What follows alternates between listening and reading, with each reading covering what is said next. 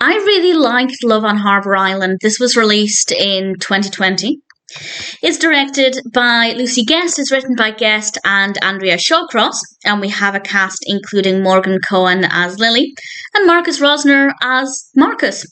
And as far as Hallmark films go, it's pretty satisfying. Lily's career, we learn at the very beginning, is not progressing at a rate she'd like it to. So she's trying to work out her next move. And she then goes to visit her Aunt Maggie, who runs a bed and breakfast by the marina. And unfortunately, her aunt says that it's time to sell the bed and breakfast. She's been running it for, I think she said 30 years, and she's ready to sell and move on to her next chapter. And Lily's obviously devastated by this because she has a lot of fond memories, but she's willing to do whatever is necessary to help. And considering she's an interior designer, there are things that she can do to help.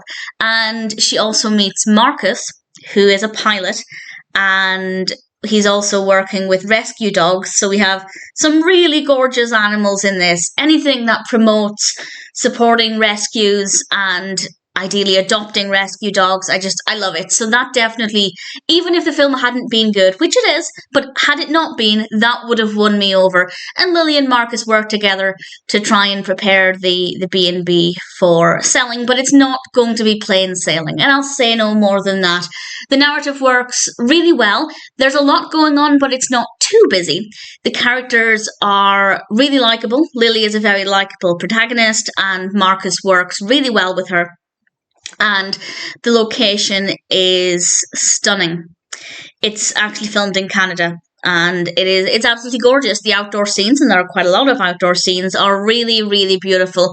But the scenes inside the bed and breakfast are really stunning as well. And in some ways, yeah, it's predictable. This kind of Hallmark film usually is predictable, but at the same time, there are a few things with some characters that were maybe a little bit unexpected, and that worked really well as well. So I have no complaints. I thought Love on Harbour Island was an enjoyable story with some very likable characters and some really gorgeous locations. Predictable in some ways, not in others.